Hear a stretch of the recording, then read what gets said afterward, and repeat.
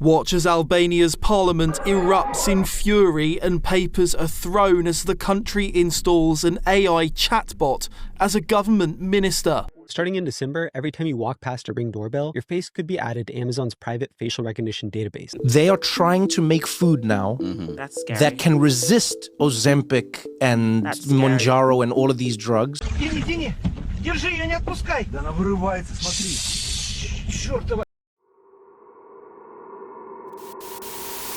Starting in December, every time you walk past a Ring doorbell, your face could be added to Amazon's private facial recognition database. Amazon is adding facial recognition to its Ring cameras, allowing owners to create a database of familiar faces. But to do that, the camera has to capture, analyze, and store a face print of every single person that walks by. Amazon is building a massive private facial recognition database of your entire neighborhood. Your face, your kids' faces, the mail carrier, all being stored as searchable data points. Just like your fingerprint, your face is a unique piece of biometric data, but now it will be collected and analyzed every time you walk down the street. So you buy the Ring doorbell to keep your family safe.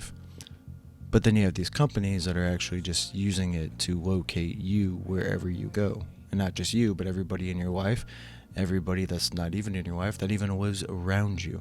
We are literally creating our own grid of cameras so that they don't have to. And the funny thing is, you're paying for it. You just have to flood a country's public square with enough raw sewage. You just have to raise enough questions, spread enough dirt, plant enough conspiracy theorizing that citizens no longer know what to believe. Once they lose trust in their leaders, in mainstream media, in political institutions, in each other,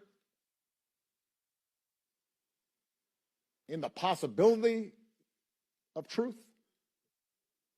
the game's won. I do realize that this footage is from over a decade ago, but that's besides the point. The point is that they literally are just telling you exactly what they're planning on doing. He literally just gave you his game plan as to what he did. And if you ask me, it completely worked. This truck stop ain't meant for sleeping. I'll show you what's on the backside of this truck stop.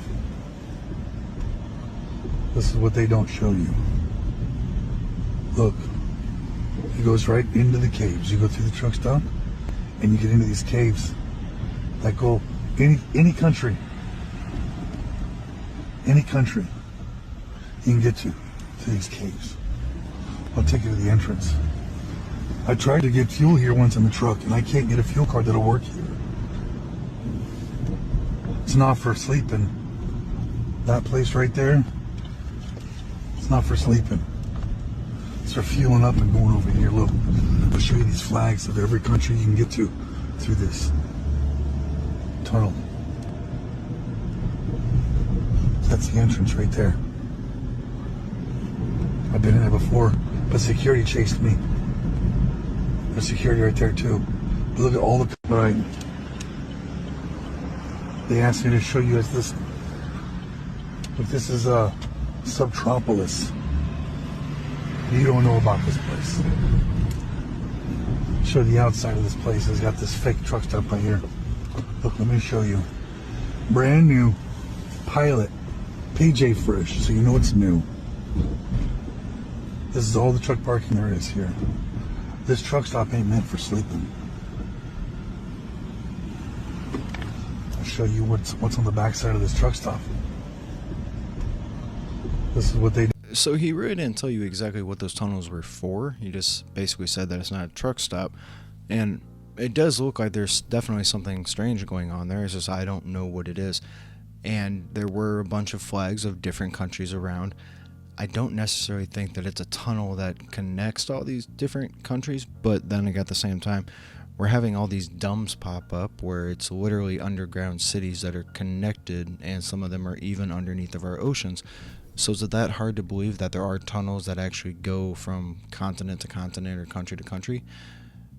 The idea of it is becoming a lot less difficult to actually fathom. Watch as Albania's parliament erupts in fury and papers are thrown as the country installs an AI chatbot as a government minister. Prime Minister Edi Rama, known as Tony Blair's protégé, has worked closely with the former UK Prime Minister to digitalise Albania's government. Last year, Rama spoke publicly of his relationship with Blair. I would not be nor Prime Minister and either a man engaged in politics without him.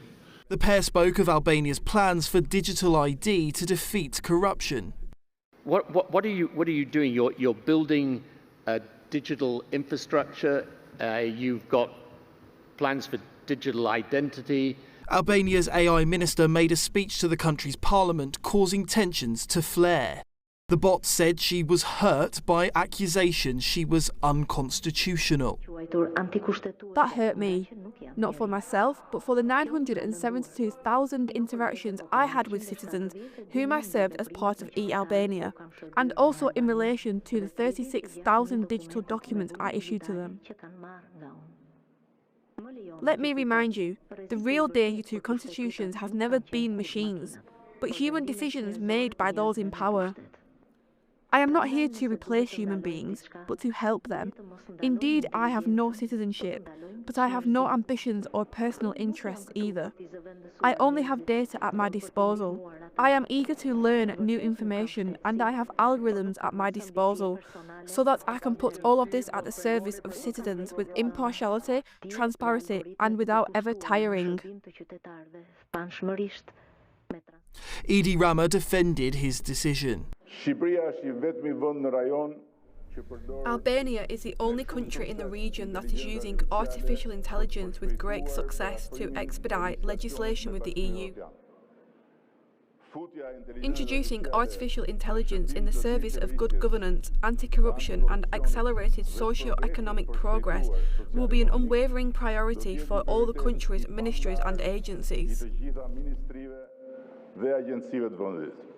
The move comes as Britain seeks to introduce a digital ID for all citizens, a project former Prime Minister Tony Blair has always advocated, though he failed himself to introduce ID cards during his own government.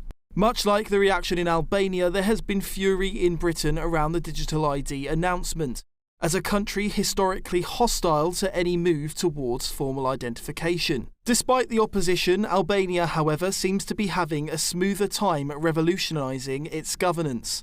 Nick Dunning, GB News.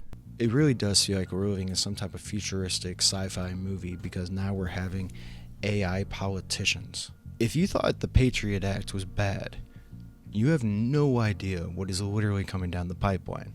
This is why we're seeing so many people in different countries actually getting up and fighting back, because this is not okay. We're turning 1984 into a documentary, basically, at this point. Guys, we may have just witnessed history. Yesterday, 22-year-old inventor Julian Brown ran the first ever muscle car on plastiline. His 110-octane gasoline he converted from plastic waste. As the live stream from Atlanta showed, he turned on the car to demonstrate there was no fuel inside. And sure enough, it didn't start. He then filled the car with a canister of plastiline, pressed the button, and the rest is history.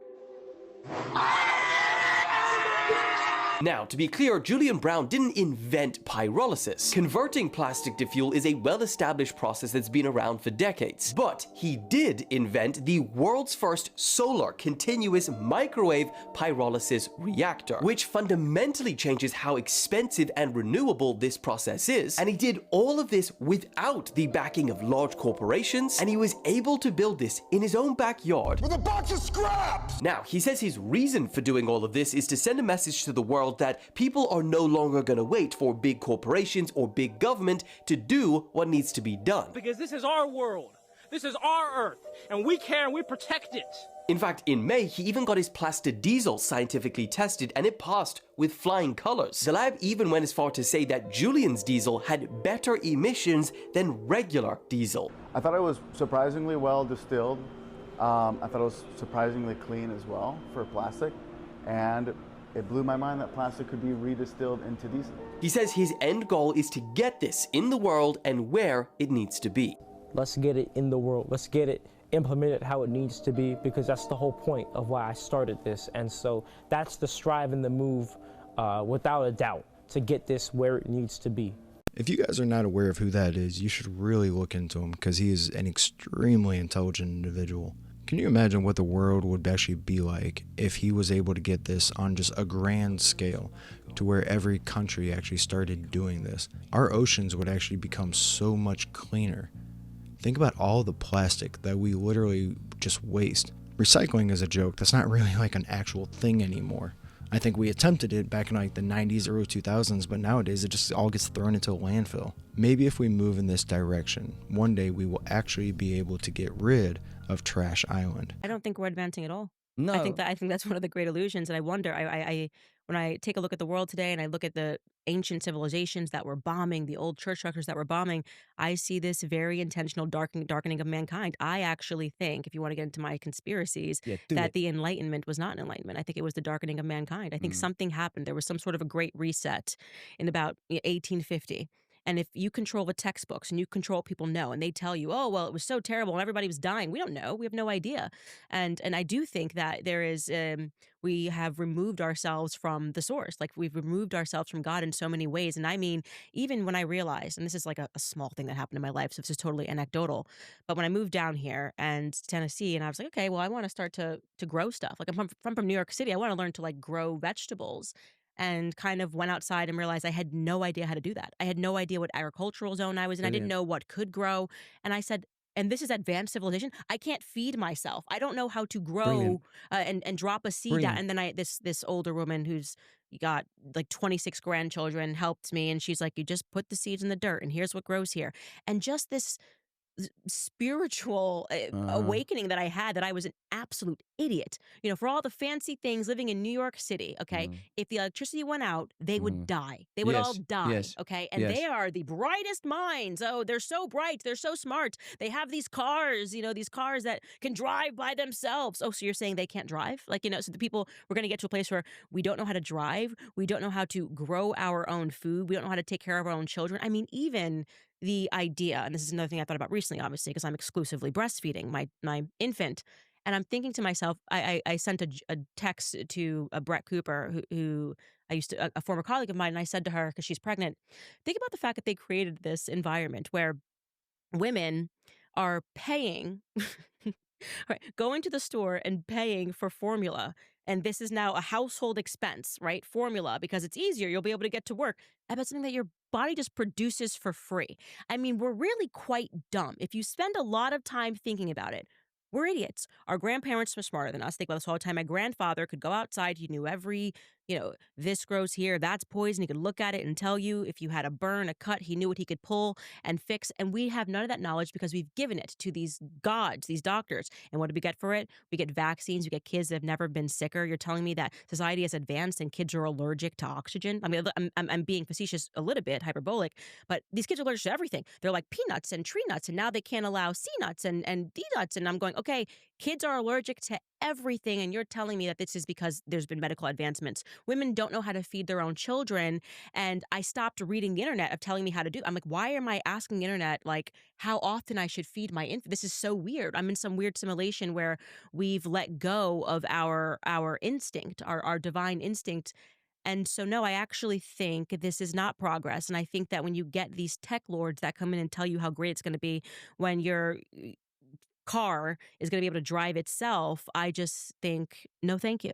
Excellent. No, thank You're you. describing degeneration. Degeneration, almost by definition, is a decomposition down to the smallest unit. That's what happens when things degenerate. If you degenerate down to the level of the individual, you have no cohesion, you have no elders, you have no wise woman that's going to tell you how to grow vegetables and to encourage you how to look after your children, no multi-generational relationships, no true family, no community.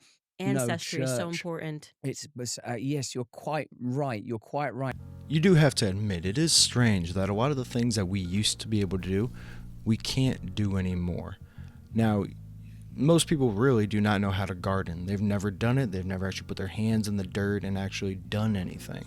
They have no idea about what area they actually live in as far as what you're able to grow due to the temperatures and your climate, elevation, all of those things play a role in it. And nowadays, people just have completely no idea.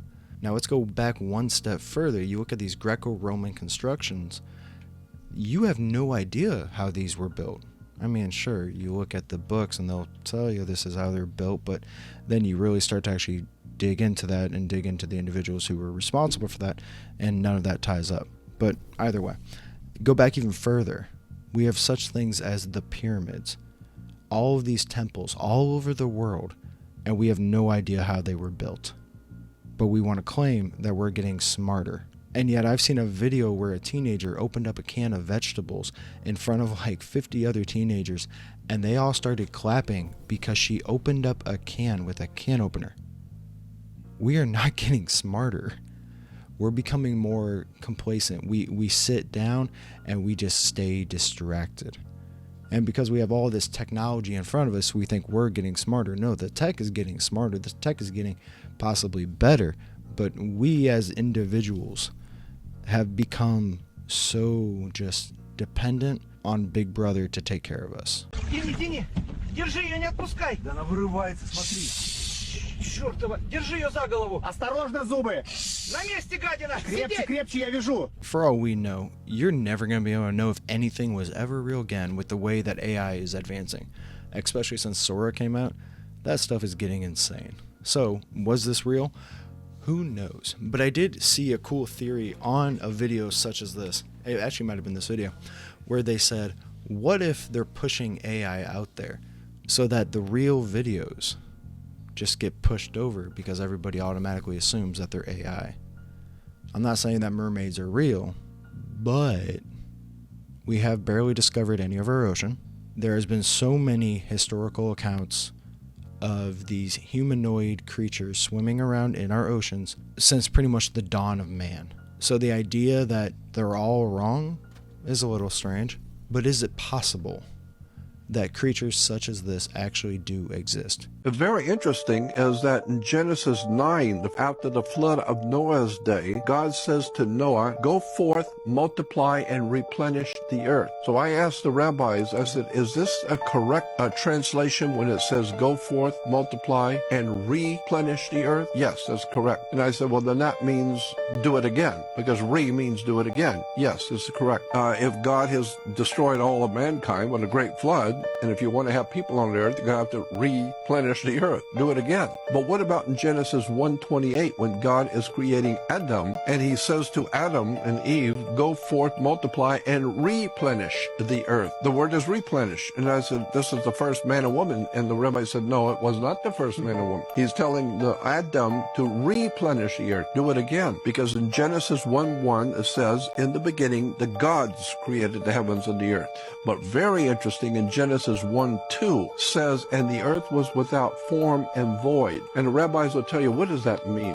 That God creates the earth and it's without form and void? What does that mean? God creates something that has no form and is void. No, it's a mistranslation. The English were great with the King's English. They didn't know that much about Hebrew. Now we know better about the Hebrew language. And so the word in the Genesis 1:2 was tohu vavohu. Tohu vavohu is mistranslated and was without form and void. No, go back and read it correctly. Genesis 1:2 actually says, using the term tohu vavohu, and the earth became a waste and a desolation. Not was without form and void. That means nothing. And it's interesting that in Jeremiah 4, where the prophet Jeremiah says, I was sleeping on my bed and God gave me a vision of the earth. And the earth was filled with beautiful animals and beautiful cities. And there were great structures, but there was no man on the earth. And I said, wait a minute, the earth is filled with beautiful structures and beautiful animals, but there was no man on the earth? That's right. That's what it says in Jeremiah. Well, then who the hell was here then if it wasn't man? And then Jeremiah says, and then I saw tohu vavohu, same word that was used in Genesis 1:2. I saw the earth and it became a waste and a desolation. So what the scripture is actually saying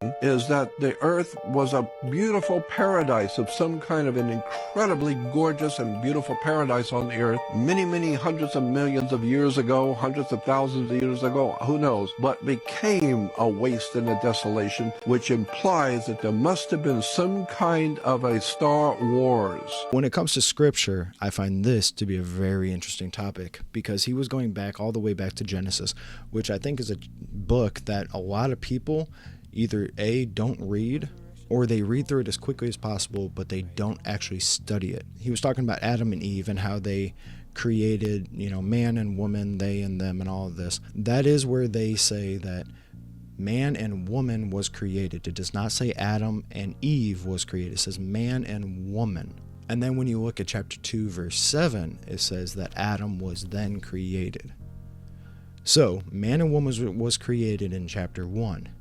Adam, the first man, was not created until chapter 2. That's because I do believe that there was a prior species of man that did exist. Hence why when Cain got kicked out, he was afraid that the other people out there would slaughter him. Who else was alive at the time? Adam, Eve, and Cain. That was it. Because he killed off Abel. So that means 3 people. I don't think he was worried about his parents trying to kill him. He was worried about the pre-existing men and women that lived here. And if you actually go back and you actually look at scripture, especially the Hebrew scripture, I've come across information that says that the very first verse is incorrect, off by only one word. When we read it, it says in the beginning. But when you read the original Hebrew, it says in a beginning. Not in the, it's in a beginning. That completely flips scripture upside down a little bit for a lot of people. Alien update. It's over. All fake. This whole time, King Panama was playing a big game. We all had some suspicion, but damn. Grand opening, grand closing. It's officially over, it was all fake. Now we getting back to the spiritual information.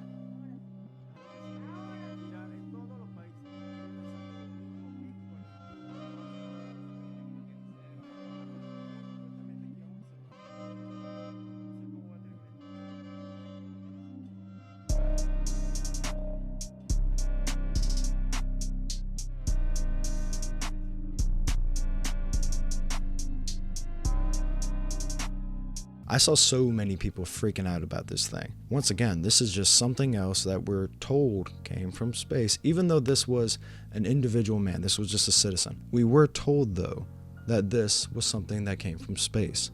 Once again, this has been proven to not be correct. How many times does this have to happen before we go, why aren't we seeing that much happening with space?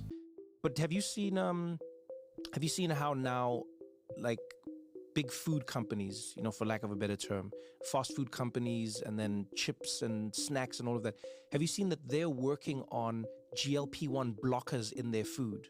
So they will basically become Ozempic resistant. They are trying to make food now That's scary. that can resist Ozempic and Mounjaro and all of these drugs. Because the people who take this aren't eating junk food and aren't becoming overweight and aren't getting sick and are becoming more fertile and are becoming like, they gamble less, they buy less, they smoke less, they drink less, they shop less, they do everything less of the unhealthy. And because of that, they're actually going to make food that is going to block the block so that they can get you back into that. Sorry, that's that's like, I wonder what that's gonna do to people who really weren't in this at all. Like if you if you just like regular Doritos and you aren't going anywhere near Ozempic, are you gonna be like, look, I'll do anything for you might be like, are you gonna lose your mind? You or might be crack hungry actually. No, you actually might be crack hungry because GLP-1 is produced naturally, as I understand it, right? So it's something that your gut is supposed to produce when you are full. Most food hacks that feeling, but if you have a healthy gut, your stomach tells you, okay, you're full. So now to your point, if it blocks that, we might get like crack Doritos now.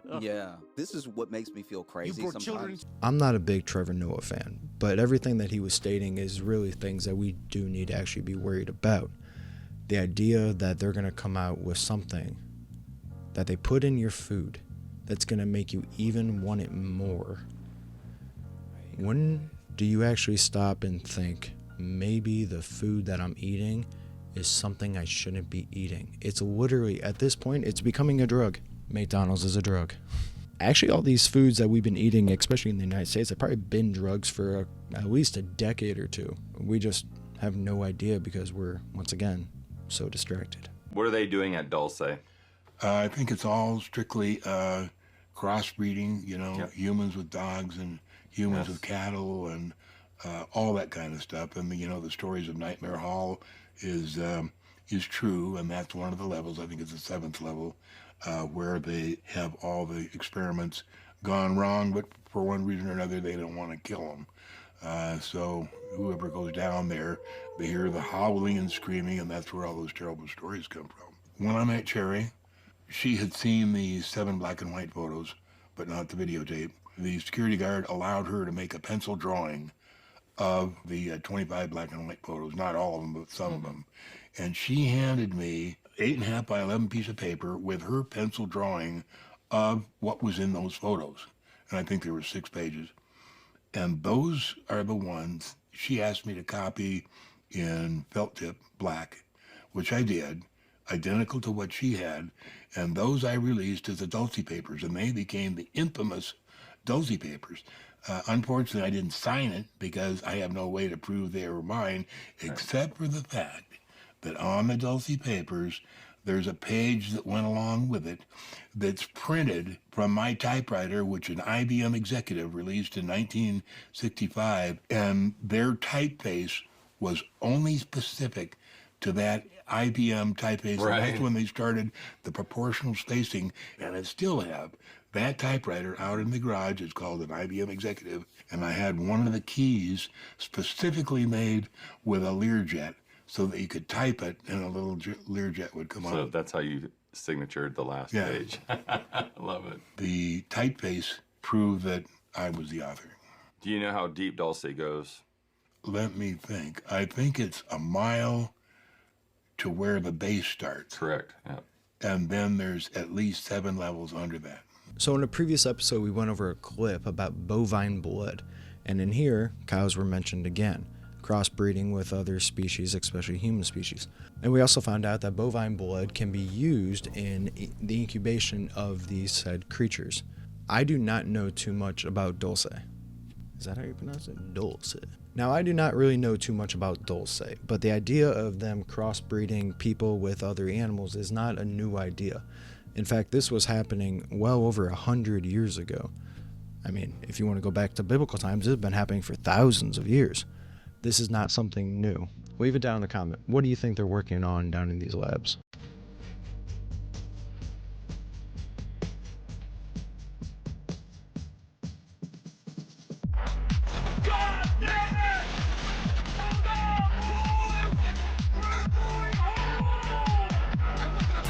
I think everybody has a friend just like this, and if you don't have a friend that would drive you in the middle of that, you should probably get one. It could put a little bit more life into your life. Life into your life. Yeah, that'll work. Well, thank you for watching, and I hope you enjoyed me as well as this video, and I'll see you on the next one. Thanks.